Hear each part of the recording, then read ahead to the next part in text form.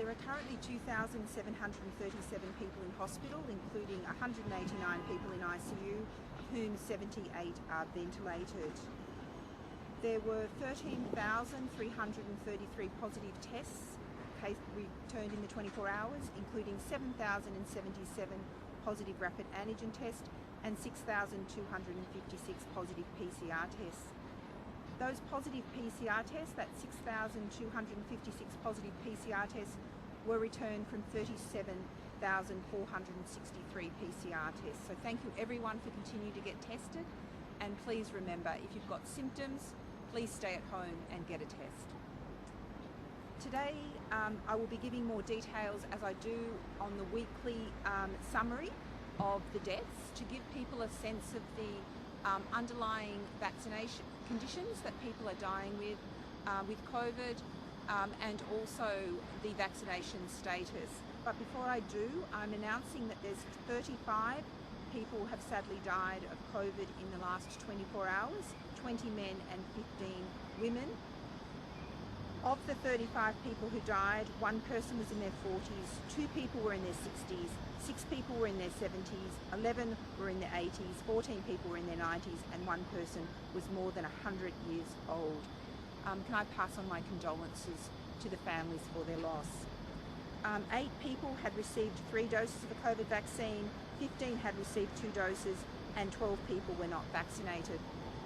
We're also today announcing an additional 35 deaths that have occurred in the period from the 2nd of January through to the 20th of January in aged care facilities in southwestern Sydney.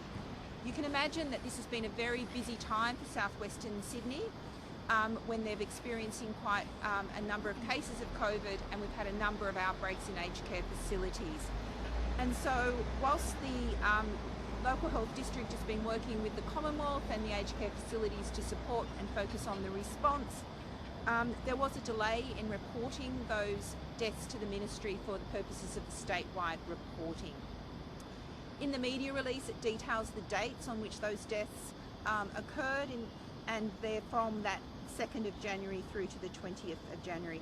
We have reached out to all our other local health districts to ensure that the processes are streamlined for the reporting for statewide reporting purposes, and we've been no additional issues have been identified to date. So can I also pass on my condolences for those who have lost their loved ones. In terms of the summary of deaths for the last week, from the 21st of January through to the 27th of January 2020, and these do not include the additional 35 that we've indicated. There'll only be a small overlap with that on one day, being the 20th. But of those 210 deaths in the last week, 192 were in people over the age of 65 years. 43 of those died in aged care facilities, 147 died at hospital, and 2 died at home. Of those who died at home, there was a gentleman in his 60s and a gentleman in his 80s. 1 was not vaccinated and 1 had received 2 doses of the vaccine. In terms of the 18 deaths that were reported in those under 65 years of age, 1 person was in their 30s, 2 people were in their 40s, 10 in their 50s, and 5 in their early 60s. 8 of those 18 individuals were not vaccinated. And the 1 person who died that did not have significant comorbidities was in that unvaccinated group. So 8 were not vaccinated, 1 had 1 dose, 8 had 2 doses, and only 1 had received 3 doses. So again, it stresses the importance of the booster dose for protecting you, but also protecting those around you.